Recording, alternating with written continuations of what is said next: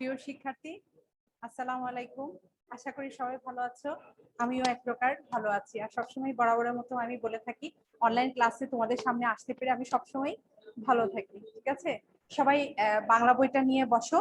আজকে আমি তোমাদের যেটা পড়াবো, আমি তোমাদের অর্ধবার্ষিক পরীক্ষা সিলেবাসের, কিন্তু এটা বোর্ড পরীক্ষার জন্য খুবই ইম্পর্টেন্ট। তার মানে তোমাদের স্কুল পরীক্ষার জন্য, এক্সামিনেশনের জন্য এই অধ্যায়টা খুবই ইম্পর্টেন্ট একটা অধ্যায়। ঠিক আছে, এটাতে আমরা তো প্রত্যেকটা পড়াতেই আসলে সবসময় কিছু না কিছু শিখে থাকি। ঠিক আছে, এই অধ্যায়টাতে আমাদের শিক্ষণীয় বিষয়টা খুবই বেশি জরুরি এবং আছে, এবং বাস্তবে ওটা প্রয়োগেরও অনেক বেশি প্রয়োজন রয়েছে। ঠিক আছে, আজকে আমরা যেটা পড়ছি সেটা হচ্ছে শিক্ষা ও মনুষ্যত্ব। লিখেছেন মোতাহের হোসেন চৌধুরী। শিক্ষা ও মনুষ্যত্ব। সবাই বইটা একটু খুলো। শিক্ষা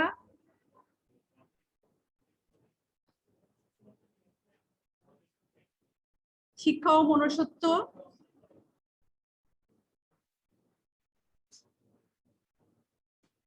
শিক্ষা ও মনুষ্যত্ব লিখেছেন মোতাহের হোসেন চৌধুরী। সবসময় লেখকের নাম ভালো করে দেখবে, লেখকের নামের বানান যেন কখনো ভুল না হয়। মোতাহের হোসেন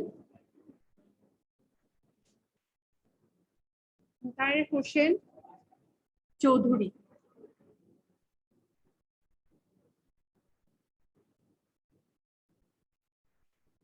মোতাহের হোসেন চৌধুরী। ঠিক আছে, শিক্ষা ও মনুষ্যত্ব এই নামের মধ্যে আমাদের আজকের এই বিষয়ের মধ্যে নিহিত রয়েছে সম্পূর্ণ অর্থ।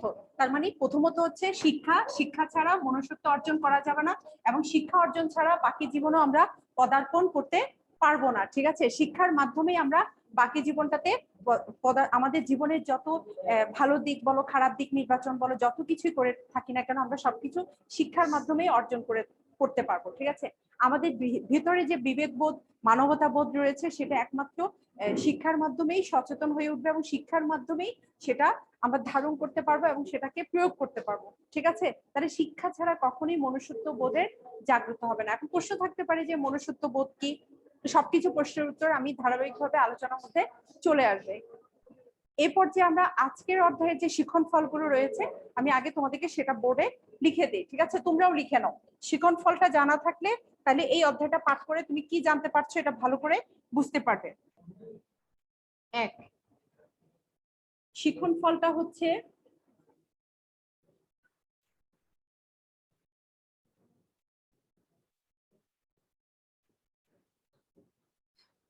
জীব সত্তা ও মানব সত্তার স্বরূপ। জীব সত্তা আমি শিখন ফলে প্রত্যেকটাই পরে ব্যাখ্যা করে দিব, আপাতত তোমরা তুলে নাও। জীব সত্তা ও মানব সত্তার স্বরূপ। মানব সত্তার স্বরূপ। ঠিক আছে, দুই, মানব সত্তায় উত্তরণের, মানব সত্তায়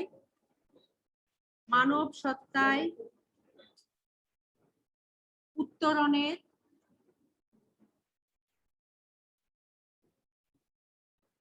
মানব সত্তায় উত্তরণের প্রক্রিয়া ও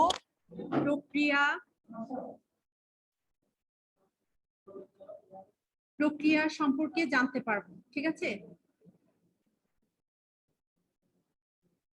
আচ্ছা আমরা সংক্ষেপ করে ফেলি। মানব প্রক্রিয়া ও এর গুরুত্ব সম্পর্কে জানতে পারবো। প্রক্রিয়া ও এর গুরুত্ব।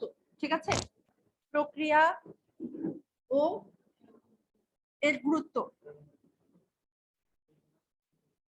এর গুরুত্ব ও এর গুরুত্ব সম্পর্কে জানতে পারবো। ঠিক আছে,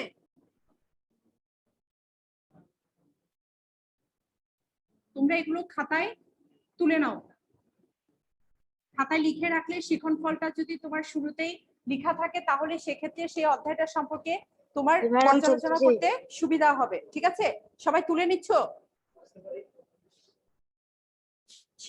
শিক্ষার স্টুডেন্ট ভিতরে ঢুকবে না। মনুষ্যত্বের বিকাশে শিক্ষার ভূমিকা। মনুষ্যত্ব বিকাশের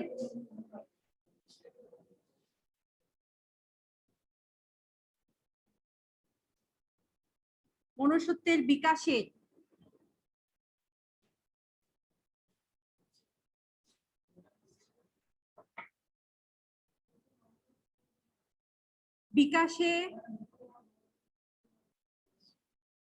মনুষ্যত্বের বিকাশে শিক্ষার ভূমিকা এবং বিচার বিশ্লেষণ সম্পর্কে জানতে পারবো। শিক্ষার ভূমিকা, শিক্ষার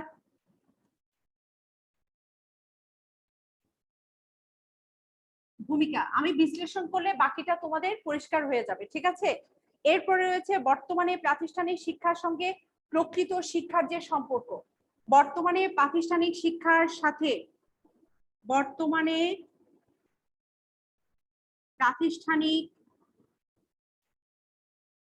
প্রাতিষ্ঠানিক শিক্ষার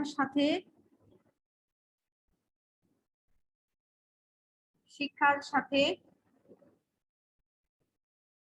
বর্তমানে প্রাতিষ্ঠানিক শিক্ষার সাথে প্রকৃত শিক্ষার পার্থক্য, ঠিক আছে। প্রকৃত শিক্ষার পার্থক্য, এখন তোমাদের কাছে প্রশ্ন থাকতে পারে প্রকৃত শিক্ষা কি। আমি কিন্তু প্রত্যেকটা শিক্ষণফল যখন আলোচনা করব তখন বুঝতে পারবে, লিখে রাখো। শিক্ষার সাথে প্রকৃত শিক্ষার পার্থক্য, প্রকৃত শিক্ষার পার্থক্য প্রত্যেকে লিখে রাখো, ঠিক আছে। হয়তো এই মুহূর্তে মনে হচ্ছে যেন লেখার প্রয়োজনীয়তাটা হয়তো তুমি নাও অনুধাবন করতে পারো, কিন্তু পরে যখন তুমি বুঝতে পারবে তখন হয়তো এই লেখাটা খুঁজে নাও পেতে পারো। এই কারণে প্রত্যেকটা লেসন তোমরা সাথে সাথে যে ক্লাসটাই পড়ছো সাথে সাথে খাতায় লিখে ফেলবে এবং বইও পাশে রাখবে। তোমার প্রয়োজনীয় যে সমাধানটা তুমি ওই মুহূর্তেই পেয়ে যাবে, পরবর্তী যেটা করার সেটা পরে ব্যাপারটা অন্যরকম, ঠিক আছে। তারপরে দেখো অর্থবিত্তের চেয়েও মানব সত্তার মুক্তির গুরুত্ব সম্পর্কে জানতে পারবে। এখন অর্থবিত্ত কি, মানব সত্তার মুক্তি কি, এগুলো প্রত্যেকটা প্রশ্ন আমরা আলোচনার মাধ্যমে পরিষ্কার হব, ঠিক আছে। অর্থবিত্তের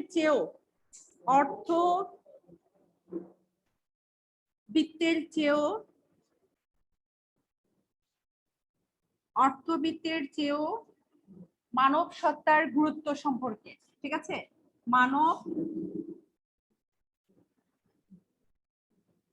মানব সত্তার গুরুত্ব, ঠিক আছে।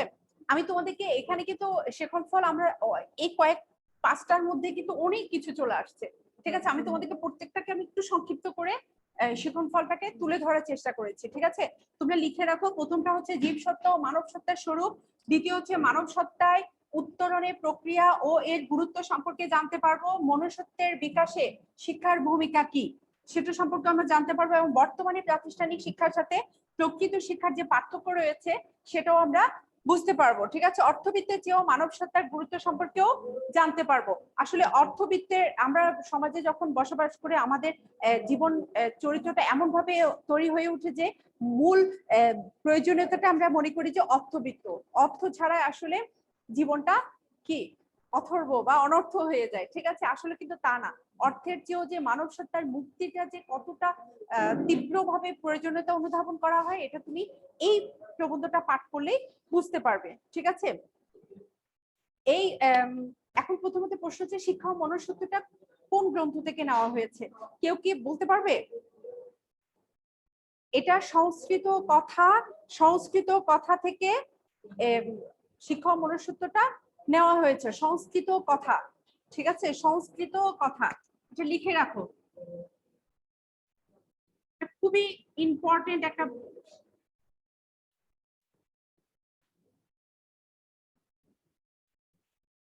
সংস্কৃত কথা গ্রন্থ থেকে, সরি সংস্কৃত কথা হবে, সংস্কৃত কথা গ্রন্থ থেকে, সংস্কৃত কথা গ্রন্থ থেকে শিক্ষা ও মনুষ্যত্বটা নেওয়া হয়েছে। লিখেছেন কে?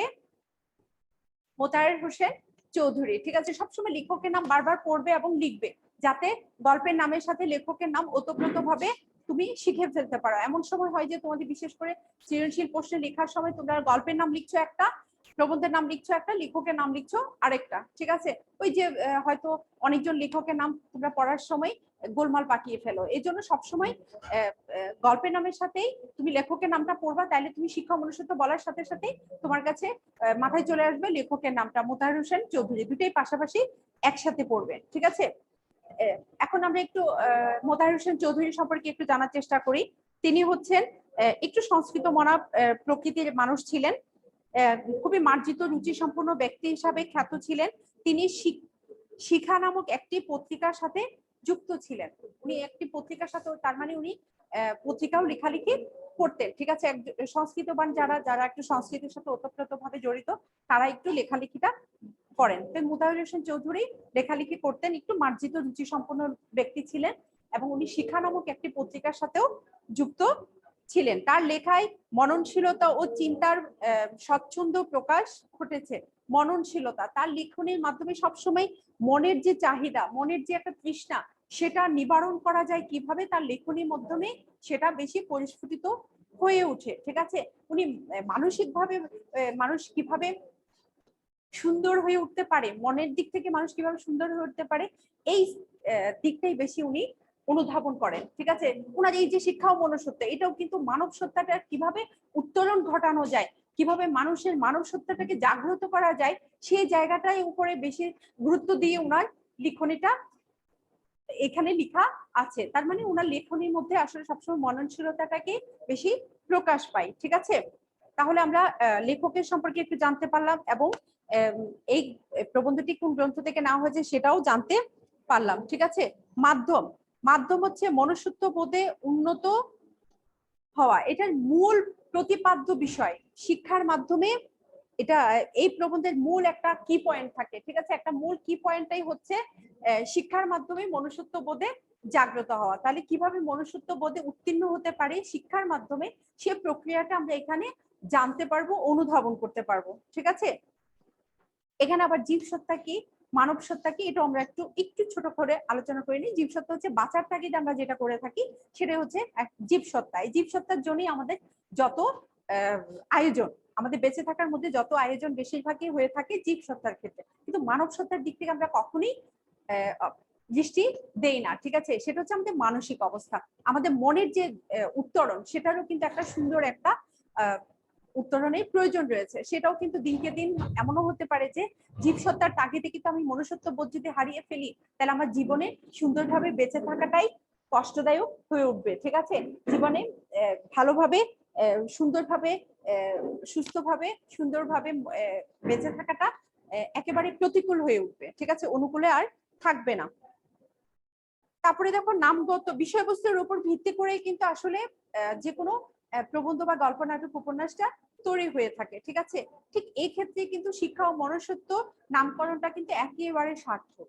ঠিক আছে, কারণ ভিতরে কিন্তু রয়েছে, এটা প্রবন্ধের ভিতরে কিন্তু শিক্ষা ও মনুষ্যত্ব নিয়ে আলোচনা করা হচ্ছে, শিক্ষার প্রয়োজনীয়তাটা এবং শিক্ষা অর্জনের মাধ্যমে কিভাবে আমরা মনুষ্যত্ব বোধে উত্তরণ করতে পারি, এবং আমাদের বর্তমানে যে প্রাতিষ্ঠানিক শিক্ষা রয়েছে, এই শিক্ষার সাথে আমার প্রকৃত শিক্ষা বলতে বাস্তবতায় যে শিক্ষাটা রয়েছে, এটার সাথে যে কি পার্থক্য রয়েছে, সেটা বা ওতপ্রোতভাবে কোনটার সাথে কোনটা জড়িত, সেই বিষয়টাকেও লেখক মোতাহার হোসেন চৌধুরী এখানে তুলে ধরেছেন। ঠিক আছে, সেই হিসাব করে আমরা নামকরণের সার্থকতাটাকে একেবারে সঠিকভাবে বলতে পারি। ঠিক আছে, তাহলে শিক্ষা ও মনুষ্যত্বের নামকরণটাও মূল বিষয়ের সাথেই ওতপ্রোতভাবেই জড়িত। ঠিক আছে,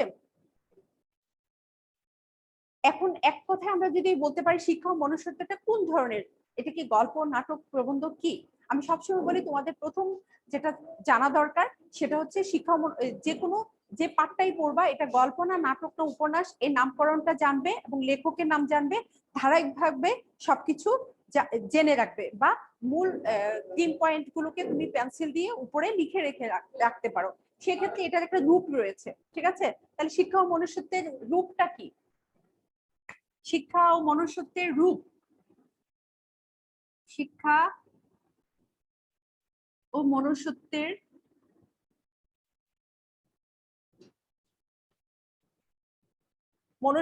রূপ,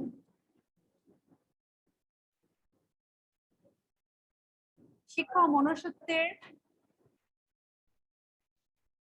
রূপ, রূপ হচ্ছে প্রবন্ধ। রূপ কি? প্রবন্ধ। তাহলে এটা কি একটা প্রবন্ধ, ঠিক আছে? এটা কি?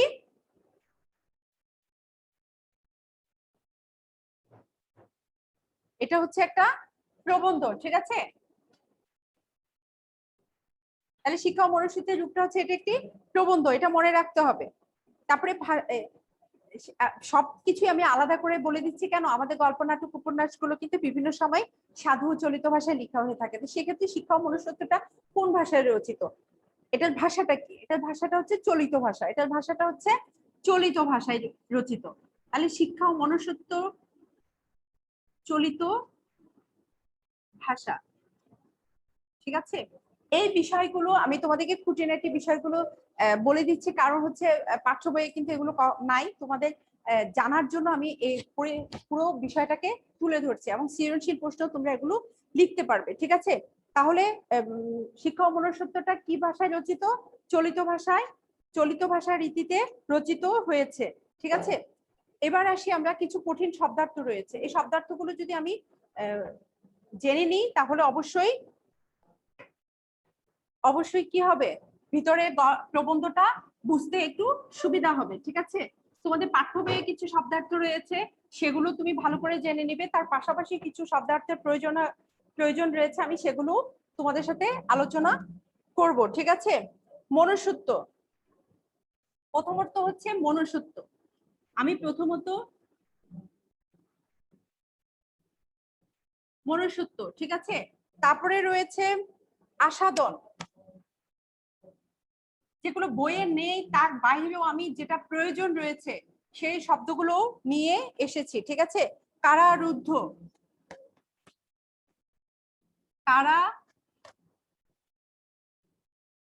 কারারুদ্ধ, ঠিক আছে? তারপর রয়েছে অমৃত, আত্মিক, অমৃত, এগুলো কিন্তু অনেকগুলো শব্দ তোমার পাঠ্য বইয়ে নেই। অমৃত, তারপরে আত্মিক, আত্মিক, ঠিক আছে? তারপর হচ্ছে মোহ, তারপর হচ্ছে প্রাচুর্য, প্রাচুর্য, মোহ, প্রাচুর্য,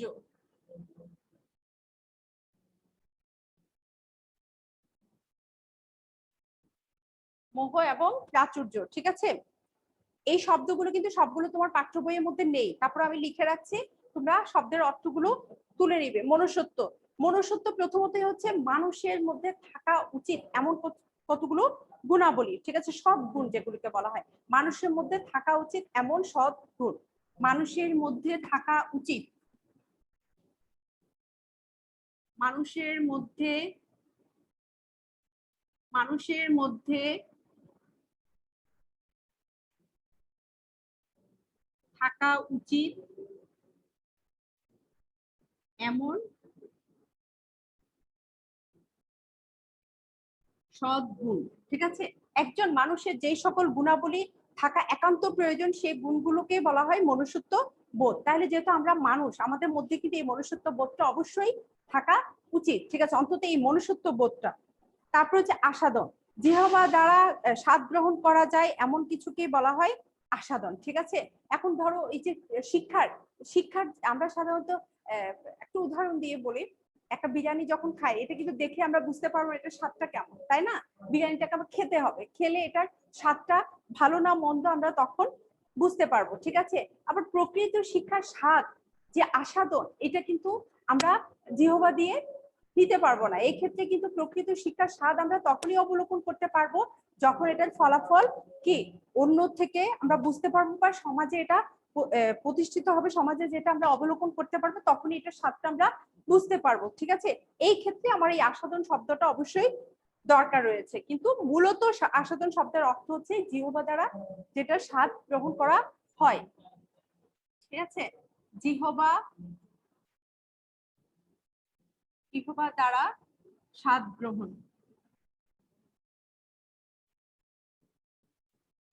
জিহ্বা দ্বারা স্বাদ গ্রহণ। কারারুদ্ধ, ঠিক আছে? কারারুদ্ধ হচ্ছে কারাগারে বন্দি করে রাখা হয়েছে এমন, কোনো চারপাশে বন্দি, বের হওয়া যায় না, একটা নির্দিষ্ট কক্ষে বন্দি করে রাখাটাই হচ্ছে কারারুদ্ধ, ঠিক আছে?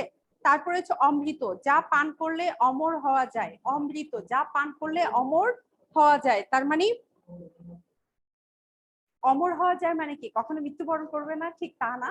অমর হচ্ছে এই অমৃত, মানে যে স্বাদটা আসলে খুবই বেশি, আমরা মানে অনেক বেশি স্বাদ। যেমন একটা আম, আমরা যখন এখন বর্তমানে এই ফলের মধ্যে আমটা পাচ্ছি, আমটা যখন একটু টক থাকে তখন একটু খারাপ লাগে খেতে, আবার একটু ঝাল মিষ্টি টক থাকে সেটা, কিন্তু একেবারে মিষ্টি রসালো টুইটুম্বর এরকম যদি হয়, এটা স্বাদটা কিন্তু আমাদের কাছে অন্যরকম লাগে। এই অন্যরকম স্বাদটাকে বলা হয় অমৃত স্বাদ, অমৃতর মতো স্বাদ। আত্মিক, হৃদয় সংক্রান্ত। লেখকের মতে লোভের ফলে মানুষের মধ্যে যে আত্মিক মৃত্যু ঘটে, এই বিষয়টা এখানে তুলে ধরার জন্য এই আত্মিক শব্দটা এসেছে। এটা আসলে হৃদয় সংক্রান্ত, তার মানে শিক্ষার সাহায্যে আমাদের মনুষ্যত্ব বোধের একমাত্র জাগ্রত হতে পারে। শিক্ষা ছাড়া কখনোই আমাদের মনুষ্যত্ব বোধটা সচেতন হয়ে উঠতে পারবে না, সেক্ষেত্রে আমাদের আত্মিক মৃত্যুও ঘটতে পারে। এ কারণেই লেখক আত্মিক শব্দটা নিয়ে আসছে। এটা তোমার পাঠ্য বইয়ের শব্দার্থগুলো নেই, তাই আমি আলোচনা করে দিচ্ছি, কারণ বিষয়ের ভিতরে তুমি যাতে বুঝতে পারো।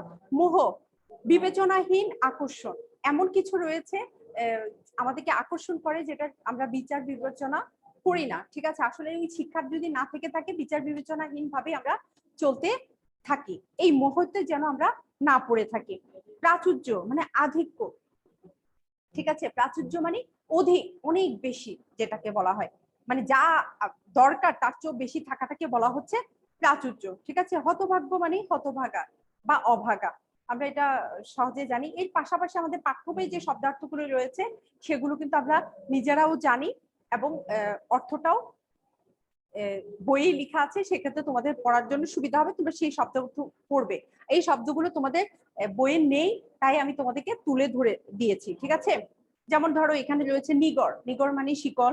লেফাফা দুরস্তি মানে হচ্ছে উপরে ফিটফাট ভিতরে সদরঘাট। ঠিক আছে, উপরে মানে যে জিনিসটা দেখা যাচ্ছে, যেমন একটা আম ভিতরে খুবই সুন্দর দেখাচ্ছে, কিন্তু কাটার পরে ভিতরে দেখা যাচ্ছে কি পোকা আছে। ঠিক আছে, এই জন্য বলা হচ্ছে উপরে ফিটফাট ভিতরে সদরঘাট, হামেশা মানে সব সময়।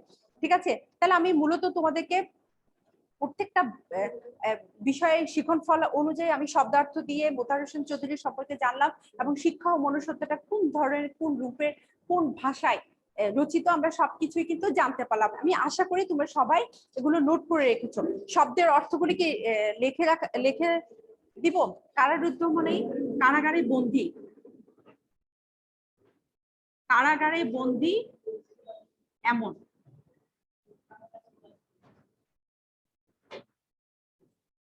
কারাগারে বন্দী। অমৃত হচ্ছে অসাধারণ স্বাদে, অসাধারণ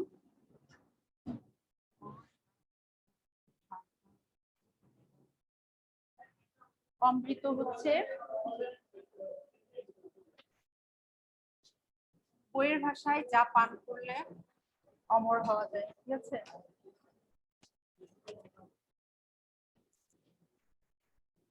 যা পান করলে অমর হওয়া যায়। ঠিক আছে, অমর হওয়া।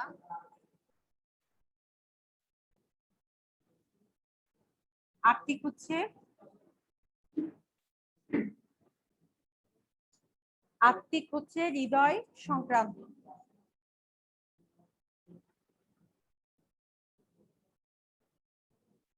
এটা মূলত লোভে পড়লে আত্মিক মৃত্যু ঘটে। ঠিক আছে, এই জিনিসটা লিখে রাখো, লোভে পড়লে, লোভে পড়লে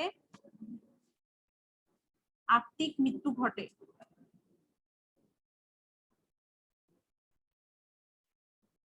আত্মিক মৃত্যু ঘটে, লোভে পড়লে আত্মিক মৃত্যু ঘটে। মোহ হচ্ছে বিবেচনাহীন। ঠিক আছে, বিবেচনাহীন আকর্ষণ, বিবেচনাহীন আকর্ষণ, বিবেচনাহীন আকর্ষণ।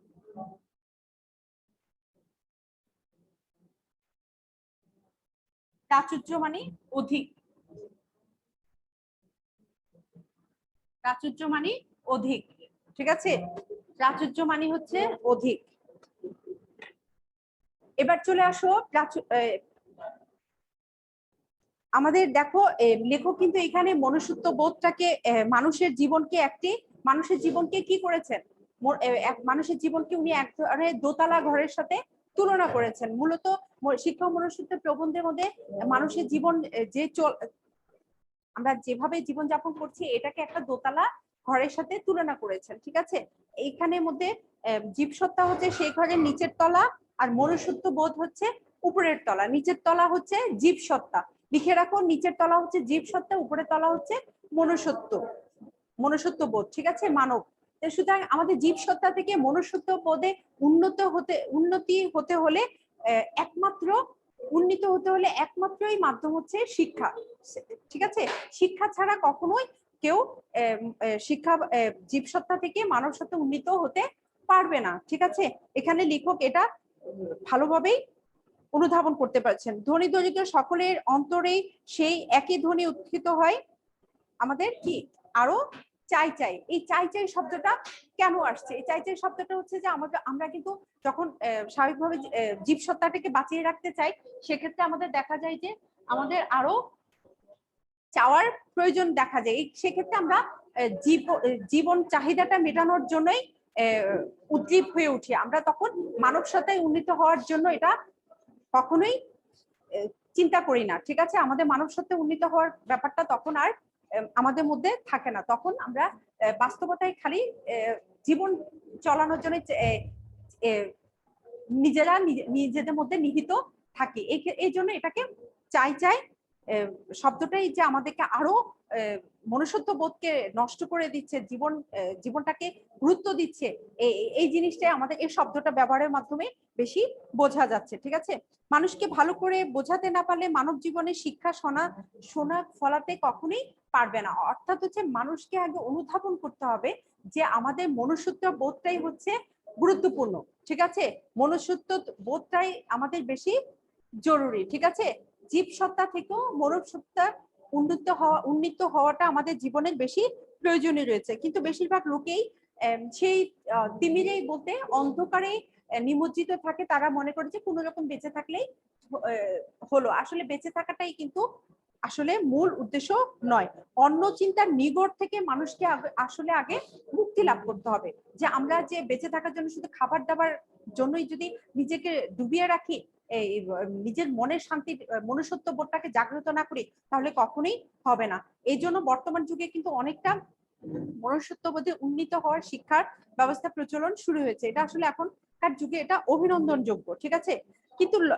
কিন্তু আমাদের একটা লক্ষ্য নির্ধারণ করে রাখতে হবে যে আমি আসলে কোন দিকে যেতে চাচ্ছি। আমার সেই লক্ষ্যটাকে যদি চিহ্নিত করে যদি আমি সেই লক্ষ্যে যাওয়ার জন্য যদি আমি নিজের জীবনটাকে তৈরি করি, দেখা যাবে যে আমার মধ্যে অবশ্যই আমার চলার পথটা সুন্দর হয়ে উঠবে এবং আমি মনুষ্যত্ব বোধটাকেও জাগ্রত করে তুলতে পারবো, ঠিক আছে। একজন কারারুদ্ধ আহারতৃপ্ত মানুষের ক্ষেত্রে অনেক ক্ষেত্রে দেখা যায় যে বাহিরের আলো বাতাস সম্পর্কে যার জানা নেই, সে কিন্তু মনে করে যে সে কারারুদ্ধ ঘর মানে কারাগারে কিন্তু আসলে 3 বেলা বন্দীদেরকে কিন্তু খাবার দেওয়া হয়। এখন যদি খাবারটাই অন্ন বস্ত্রটাই যদি আমার মূল উদ্দেশ্য থাকে, তাহলে আমি কারারুদ্ধ থাকতে পারি। জেলখানায় তো আমাকে 3 বেলা আহার দিচ্ছেই, তাহলে কি ওই কারারুদ্ধ ওইটাই কি স্বর্গ হিসাবে আমরা চিহ্নিত করতে পারি? কখনোই না। মুক্ত চেতনায় মুক্ত খোলা আকাশে ঘুরে বেঁচে থাকার স্বাদই কিন্তু আলাদা, ঠিক আছে। একজন আহারতৃপ্ত মানুষের ক্ষেত্রে কিন্তু দেখা যাচ্ছে যে খোলা মনের মধ্যে যদি বেঁচে থাকতে হয়, তাহলে অন্য চিন্তা যে মুখ্য নয় সেটাই কিন্তু আমাদের বুঝতে হবে। তাহলে কিন্তু আমরা তাহলে কারারুদ্ধ জীবনটাকে আমরা কি করতে পারি, একমাত্র জীবন হিসাবে বেছে নিতে পারি। যেমন একটা পাখিকে, সে কিন্তু মুক্ত আকাশে ঘুরে বেড়ায়, তাকে খাওয়ার লোভ দেখে কি খাঁচায় বন্দি করে রাখা যায়? কখনোই না। কারণ সে জানেই যে খোলা আকাশে উড়ে বেড়ানোর আনন্দটা কত বেশি, ঠিক আছে। মনের খোরাক মিটিয়ে সে চলতে চায়, এই জন্য কখনোই তাকে খাঁচায় বন্দি করে রাখা যায় না, ঠিক আছে। ঠিক সেরকম ভাবে একজন মানুষ যখন সে বুঝতে পারে যে মুক্ত চেতনায় খোলা মনে বেঁচে থাকাটা অনেক সুন্দর, সে কিন্তু কখনোই কারারুদ্ধ হয়ে থাকতে চাইবে না। ঠিক সেরকমই শিক্ষার মাধ্যমে যে মনুষ্যত্ব বোধের জাগ্রত হয়ে যে সুন্দর জীবন যাপন করা যায়, সেটা যখন মানুষ বুঝতে পারবে, তখন অন্ন বস্ত্র চিন্তা থেকে মানুষ অবশ্যই সরে আসবে, ঠিক আছে। মানুষের ক্ষেত্রে দেখো মুক্তির চিন্তা ভাবনা কিন্তু দুটি উপায়ে আমরা অবলম্বন করতে পারি। একটা হচ্ছে দেখো, একটি হচ্ছে অন্ন বস্ত্র চিন্তা থেকে আমাদের মুক্তি পেতে হবে, আরেকটি হচ্ছে মুক্তি দেওয়ার, এবং আরেকটি হচ্ছে শিক্ষার দ্বারা মানুষকে মনুষ্যত্বের স্বাদ পাওয়ার সাধনা অনুধাবন করতে হবে। ঠিক আছে, এই পর্যায়ে আমি তোমাদের আসলে আরো অনেক কিছু রয়েছে, আমরা জীবসত্তা থেকে মানব সত্তায় কিভাবে উন্নতি হতে হয় শিক্ষার মাধ্যমে সেটা সম্পর্কে জানতে পারলাম। মানব সত্তা উত্তরণের প্রক্রিয়াটা হচ্ছে একমাত্র শিক্ষা, শিক্ষা ছাড়া আমাদের কখনই মনুষ্যত্ব বোধ জাগ্রত হতে পারবে না, এবং এর গুরুত্ব সম্পর্কে আমরা আলোচনায় জানতে পারলাম। মনুষ্যত্বের বিকাশে শিক্ষার ভূমিকা যে অনস্বীকার্য, আমাদের আলোচনার শেষে এসে এটা আর বলার অপেক্ষা রাখে না। বর্তমানে প্রাতিষ্ঠানিক শিক্ষার মধ্যে যে প্রাতিষ্ঠানিক শিক্ষার মাধ্যমে যে আমরা প্রকৃত শিক্ষাটা পাই না, সেটা সম্পর্কে আমরা জানতে পারছি। ঠিক আছে, তাহলে অর্থবিত্তর চেয়েও মানব সত্তার গুরুত্বটা অনেক বেশি। ঠিক আছে, এই পর্যায়ে এসে আমি তোমাদেরকে একটা SW দিচ্ছি। আরো কিছু বিষয় রয়েছে যেটা আমি তোমাদেরকে বলা দরকার। যেমন ধরো আমাদের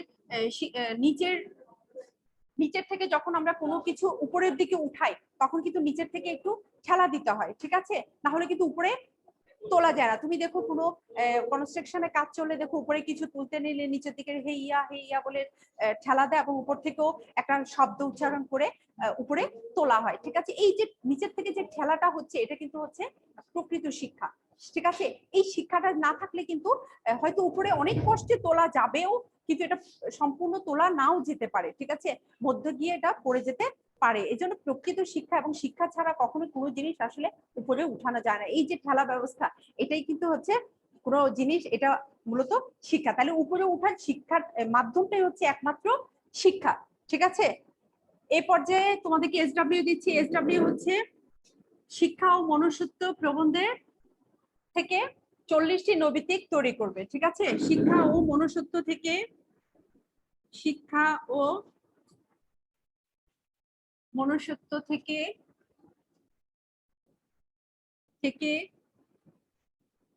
40টি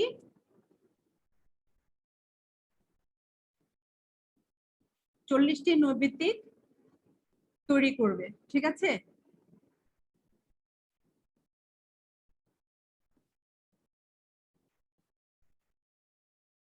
আজকে এই পর্যায়ে আশা করি ভালো থাকবে। আমি চেষ্টা করেছি পুরো বিষয়টা শিক্ষণফল অনুযায়ী তোমাদের সাথে আলোচনা করতে। আশা রাখি তোমরাও শিখতে পেরেছো। তারপরে যদি কারো কোনো সমস্যা থেকে থাকে অবশ্যই নোট করে রাখবে এবং সমাধানের জন্য আমাদের সাথে যোগাযোগ করবে। ঠিক আছে, আর সবাই অনলাইন ক্লাসে বসবে, এবং বাকি যারা অনলাইন ক্লাসে আসছে না তাদেরকে অনলাইন ক্লাসে গুরুত্বটা তোমরাই করবে। আমরা একজন থেকে একজন এভাবেই সবাই সচেতন হয়ে সমাজটাকে উন্নতি করতে পারবো, এবং অর্ধবার্ষিক পরীক্ষার সিলেবাস আমরা এভাবেই সম্পূর্ণ করতে পারবো। তোমরা লাইভে আসলে সরাসরি সমস্যাগুলো আমরা সমাধান করতে পারি। ঠিক আছে, খোদা হাফেজ, ভালো থেকো, সুস্থ থেকো, সুন্দর থেকো। আসসালামু আলাইকুম। ওয়ালাইকুম আসসালাম। বুঝতে পারছো? এতক্ষণ তো কোনো প্রশ্ন করো নাই। ম্যাম, বুঝছি। বুঝছো জিসা? হ্যাঁ, ধন্যবাদ।